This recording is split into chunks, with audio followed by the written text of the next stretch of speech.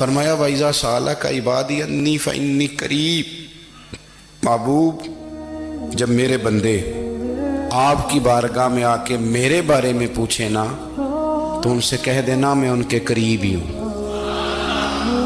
قریب ہی ہوں۔ دلیل کیا ہے؟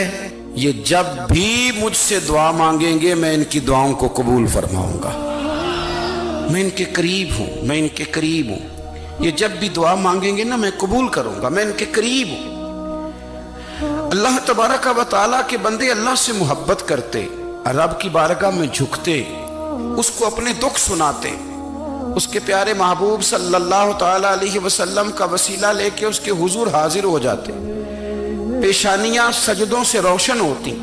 ہم نہ ہر چیز کے لیے وقت نکالتے ہیں، ہر چیز کے لیے، لیکن عبادت کے لیے وقت نہیں نکالتے۔ ہر شے آباد ہے، ہر شے، ہماری فیس بک بھی آباد ہے، واٹس ایپ بھی آباد ہے، ہمارے ٹویٹر بھی آباد ہیں، ہماری ہر چیز آباد ہے۔ سب سے کم آباد ہمارا مصلی رہ گیا ہے، سب سے کم۔ وہ لوگ اب ڈھونڈنے سے ملتے ہیں جن کی بغل میں مصلی ہوتا تھا۔ میرے بھائی، آپ کتنا کو دنیا کے پیچھے بھاگو گے تھکا دے گی، کتنا دولت کے پیچھے بھاگو گے تھکا دے گی۔ آپ جب اپنی زندگی میں جمع تفریق کرو گے نا تو مرتے وقت احساس ہوگا کہ سارا کچھ تو لوگوں کے لیے کیا، اپنے لیے تو کر ہی کچھ نہیں سکے۔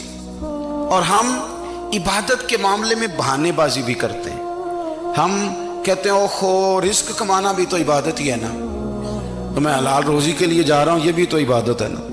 میری طرح کے لوگ کہہ دیتے ہیں کہ میں سویرے اٹھ کے مدرسے میں کچھ اسباق دیکھتا ہوں تو یہ بھی تو عبادت ہے، میں بیان کرنے کے لیے مطالعہ کرتا ہوں تو یہ بھی تو عبادت ہے نا، اتنے لمبے سفر کر کے ملک میں دنیا میں گھومتا ہوں تو یہ بھی تو میں عبادت ہی کر رہا ہوں۔ اب اسپیشل نفلوں کے لیے وقت کس طرح نکلے، اسپیشل کر کے تسبیح میں کیسے چلاؤں، میں سارا کچھ ہم بہانے بنا لیتے ہیں نا۔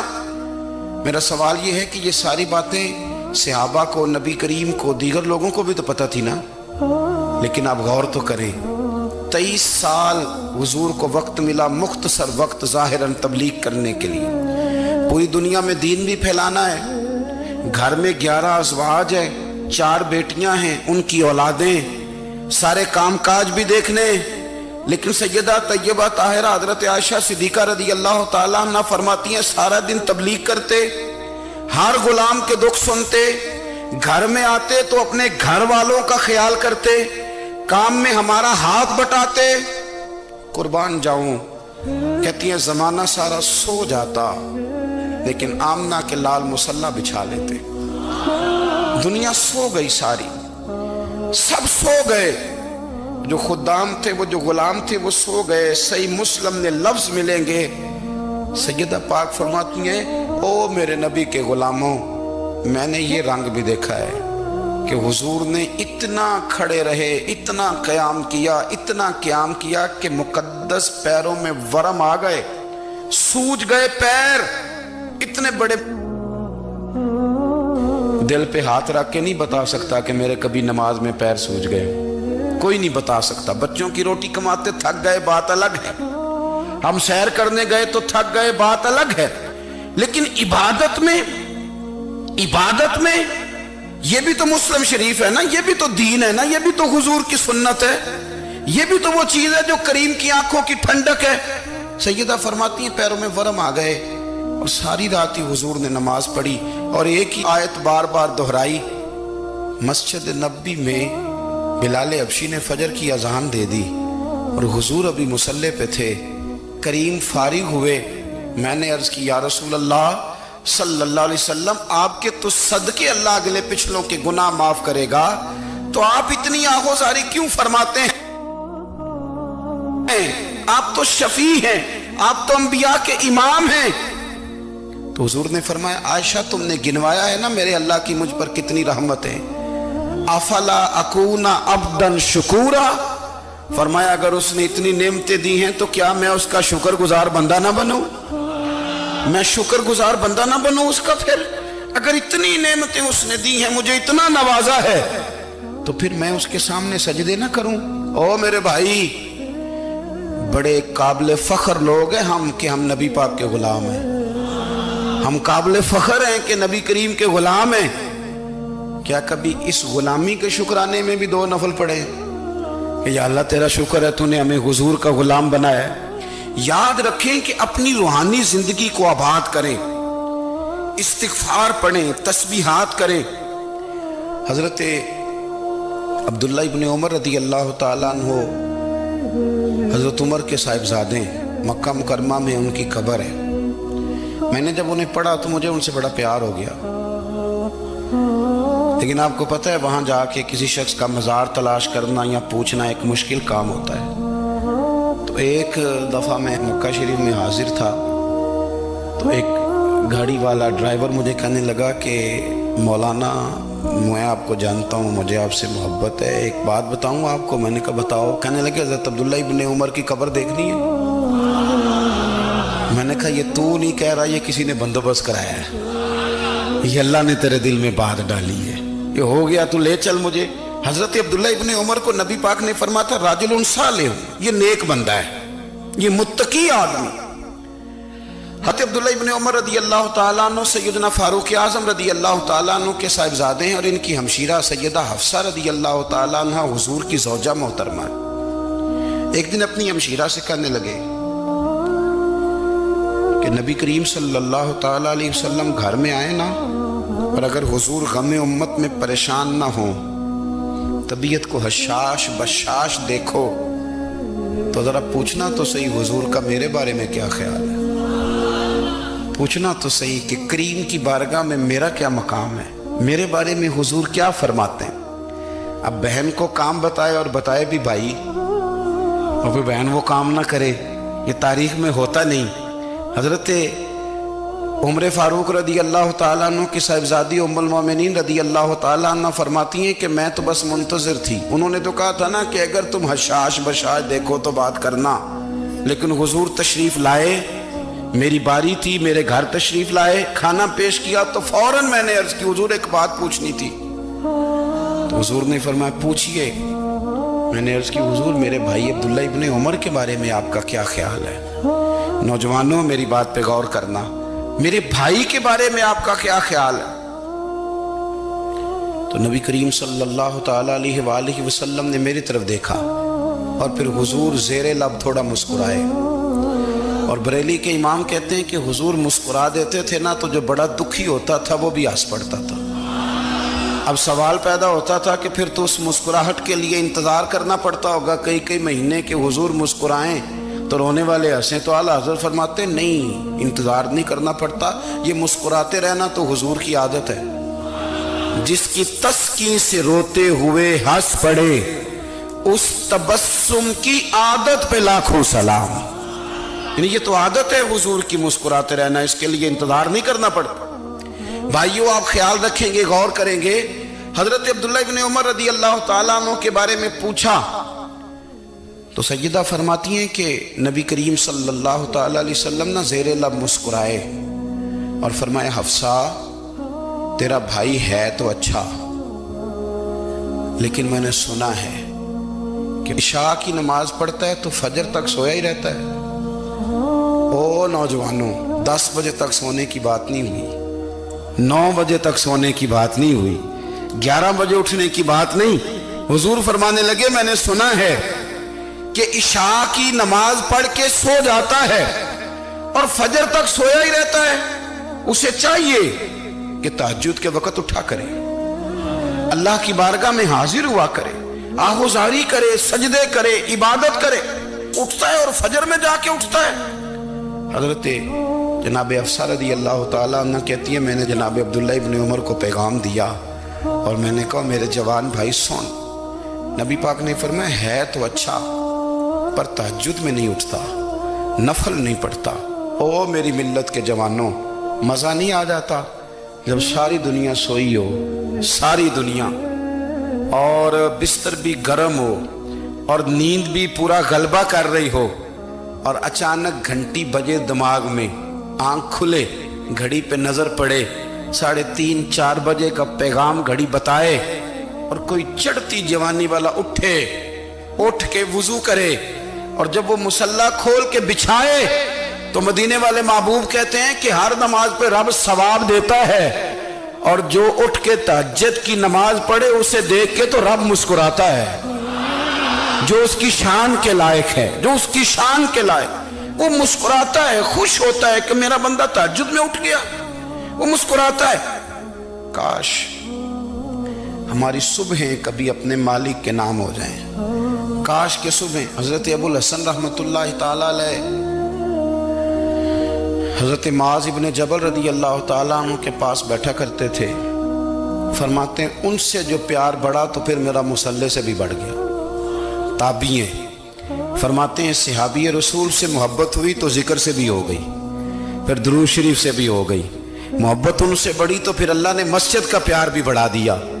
آپ فرماتے ہیں کہ میری ہر وقت بھی یہ چاہتی تھی کہ بس اللہ اللہ کروں، بس اللہ اللہ کروں، بس نہ میں ذرا تھوڑی جان چھڑاؤں لوگوں سے، کوئی 10 منٹ ملے تو میں کوئی 4 نفل پڑھ لوں، میں تھوڑا سا نہ بچوں لوگوں سے، اور مجھے تسبیح ملے تو میں نہ کوئی 400-500 دفعہ استغفار پڑھوں، سبحان اللہ، الحمدللہ، اللہ اکبر، لا حول ولا قوت الا باللہ، میں نہ تسبیحات پڑھوں۔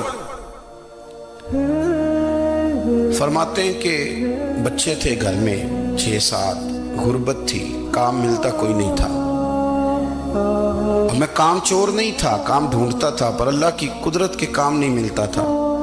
فرماتے ہیں کہ میں نے ایک دن اپنی اہلیہ سے کہا کہ آج میں پھر جاتا ہوں کام ڈھونڈنے، تو میری بیوی بڑی فرما بردار تھی، پر اس دن نہ غربت کے ہاتھوں تنگ آ کے کہنے لگی آج نانا کوئی تو چیز لے کے آیا، تو مجھ سے بچوں کی بھوک نہیں دیکھی جاتی، یہ سب روگاں دا روگ محمد جس دا نام غریبی، کنڈ بلا کے لنگ جاندے نہیں دوست یار قریبی، آج نہ کچھ لے کے آیا تو میں بچے لے کے چلی جاؤں گی۔ شیخ فرماتے ہیں کہ میں بڑا پریشان گھر سے نکلا، پر میں نے صبح سے لے کے زور تک کام ڈھونڈا، کام ملا کوئی نہیں، تو میرے دل میں خیال آیا چلو کام نہیں ملتا تو اللہ اللہ تو کرے نا، چلو بندوں کی مزدوری نہیں ملتی تو رب کریم کی عبادت ہی کرتے ہیں۔ فرماتے ہیں کہ میں نے نا فرات کے پانی سے وضو کیا، نہر کے، شدید دھوپ تھی، ساتھ ریت تھی اور ریت تپ رہی تھی، میں نے اپنا رومال وہیں مصلی کے طور پر بچھا لیا، اور فرماتے ہیں کہ زور سے لے کر عصر تک نماز پڑھی، دھوپ بھی پورے زور پہ، پر میرے سجدے کا ذوق بھی پورے زور پہ۔ فرماتے ہیں سورج بھی چمک رہا ہے اور رب کی عبادت کا ذوق بھی پورے زور پہ، میں سجدہ کروں تو پھر میرا اٹھانے کو جی نہ چاہے۔ میرے استاد لکھا کرتے تھے، یہ ان کا شعر ہے، وہ کہا کرتے تھے مجھے سوز دے، مجھے ساز دے، اور مجھے نیم شب کا نیاز دے، دم سجدہ خود کو میں توڑ دوں، مجھے ایسا ذوق نماز دے، اور میں تیری بہار کا پھول ہوں، میں کھلا بھی ہوں تو تیرے لیے، مجھے میری شاخ سے توڑ لے، مجھے اپنی زلف کا ناز دے۔ بھائی فرماتے ہیں کہ عصر تک میں نے نفل پڑھے، دل ڈھلنے لگا، عصر کی نماز پڑھی اور میں وہاں سے چلا۔ اب میں جب نکلنے لگا تو دل میں خیال آیا کہ چھوٹی چھوٹی دیواریں ہیں گھر کی، بغیر کچھ لیے جاؤں گا تو بیوی دور سے دیکھے گی تو شور کرے گی کہ پھر خالی ہاتھ آ گیا ہے۔ کہتے میں نے اپنے اسی رومال میں جس پہ میں نے نماز پڑھی تھی نا، رومال میں کی آخی دے پنجابی جو صافہ کہتے ہیں، اسی میں نا میں نے کچھ ریت بھر لی کہ وہ دور سے دیکھے گی تو سمجھے گی کچھ لے کے آیا ہے، چلو جا کے اسے بتا دوں گا کہ آج پھر مزدوری نہیں ملی۔ کہتے ہیں وہ ریت لے کر جب میں گھر میں گیا تو پہلے بیوی دروازے پہ کھڑی ہوتی تھی، پوچھتی تھی خالی ہاتھ آ گئے ہو؟ آج میں نے دیکھا تو ہے ہی کوئی نہیں۔ فرماتے ہیں میں اندر داخل ہوا، سلام لیے، کونے میں نے وہ رومال رکھ دیا اور میں نے آواز دی کہ بھلی مانس کہاں ہو؟ تو وہ کہنے لگی آپ منہ ہاتھ دھو لیں، میں روٹی لے کے آئی۔ میں نے کہا روٹی کہاں سے آ گئی؟ یہاں تو کئی دنوں کے فاقے، تو کئی دنوں کی غربت ہے، یہاں تو اس گھر میں تو فقیری ہے۔ فرماتے ہیں کہ وہ روٹی لے کے آئی اور اس وقت کی جو موجودہ نعمتیں تھیں، سمجھ لیں سلاد، اچار، ہر چیز ساتھ لائی۔ میں نے کہا کہ بچے کہاں گئے؟ کہنے لگی وہ کھانا کھا کے کھیلنے گئے، آپ کھانا کھا لیں آ جاتے۔ کھانا اس نے چن دیا۔ میں نے حیرت انگیز لہجے میں ساری نعمتیں اپنے دسترخوان پہ دیکھ کر کے بیوی سے پوچھا یہ کہاں سے آیا کھانا؟ بچوں کو تو نے کہاں سے کھانا کھلایا؟ یہ سارا کچھ کیسا ہے؟ کہنے لگی پتہ نہیں آج آپ کس کریم کی مزدوری کرنے چلے گئے تھے، پتہ نہیں کس کریم کی، میرے گھر میں تو اتنی نعمتیں آئی ہیں کہ مجھ سے سنبھالی نہیں جا رہی، اتنا اناج ہے، اتنا گندم ہے، کس کریم کے دروازے آج چلے گئے تھے؟ یہ کہتے کہتے وہ اٹھی اور اٹھ کر کے کہنے لگی پہلے ہی بڑا کچھ آیا تھا، اب کیا لے آئے ہو؟ اور جا کر کے نا اس نے وہ ریت والا رومال کھولا، کہنے لگے میں تو لے کے آیا تھا ریت، تو میرے رب نے اسے بھی سونے اور ہیرے بنا دیا تھا۔ جب آپ کی توجہ اللہ کی جانب، میرے نبی پاک صلی اللہ تعالی علیہ وسلم نے فرمایا ہر چیز اپنے رب سے مانگ، ہر چیز مانگ، ہر چیز مانگ۔ یا رسول اللہ کیا کچھ؟ میرے محبوب نے فرمایا تیرے گھر میں نمک بھی ختم ہو جائے تو وہ بھی اپنے رب سے مانگا کر، تو مانگنا وہ تجھے دے گا، تو اس کی بارگاہ میں کشکول طلب دراز تو کرنا۔ اور ترمذی شریف میں عجیب لفظ ہیں، رسول کائنات نے فرمایا، رب کریم فرماتا ہے جب میرا بندہ ہاتھ اٹھاتا ہے نا تو مجھے حیا آتی ہے کہ میں خالی کیسے لوٹا دوں اس کے۔ اتنے بڑے بادشاہ کی بارگاہ میں دعا کی بڑی طاقت ہے۔ میرے نبی پاک نے فرمایا دعا مومن کا ہتھیار ہے، دعا مومن کا، دعا مومن کا۔ حضور نے فرمایا تقدیر کو سوائے دعا کے کوئی چیز نہیں بدل سکتی، دعا مومن کا ہتھیار ہے، یہ کافر کے پاس کوئی نہیں، یہ ہتھیار ہے مومن کا۔ اللہ کرے آپ کو سمجھ آئے، پھر سنیں، کئی بار کہہ چکا ہوں یہ ہتھیار ہے۔ کافر کے مقابلے میں جو تیرے پاس سب سے بڑا ہتھیار ہے وہ دعا ہے۔ دعائیں کرانی چھوڑ دی، کرنی چھوڑ دی، لینی چھوڑ دی۔ حضرت سیدنا انس بن مالک رضی اللہ تعالیٰ عنہ فرمایا کرتے تھے میں نے وہ رنگ دیکھا ہے جب حضور دعا مانگتے تھے اور حضور کی مقدس آنکھوں میں آنسو بھی ساتھ ہی بہا کرتے تھے، میں نے وہ انداز دیکھا۔ بھائی اپنا مصلی کا، عبادت کا، وظائف کا، اللہ اللہ کا سلسلہ اس کو مضبوط کرے، اپنی دعاؤں کے تعلق کو مضبوط کرے۔ دعائیں بڑے انقلاب برپا کر دیتی ہیں۔ ہم تھوڑے تھوڑے نا جب سے خشک ہوئے ہیں نا، خشک، اور میری تو جماعت ہی صوفیاء کی جماعت تھی، ہم تو داتا علی اجمیری کی جماعت سے، ہم تو خواجہ اجمیری کی جماعت سے، ہم تو شیخ احمد فاروق سرہندی کی جماعت سے، ہم تو صوفیاء کی جماعت۔ ہماری جماعت نے بھی وہ تعلق جو ہمارے بزرگوں نے بنایا تھا۔ بزرگ اللہ کے قریب کیسے جاتا ہے؟ تو ہمارے یہاں نا بہت سارے لوگ کہتے ہیں جی نظر ہو گئی تو کام ہو گیا۔ بھائی جو بخاری مسلم میں طریقہ ہے نا اللہ کا قرب پانے کا، وہ تو نفل ہے۔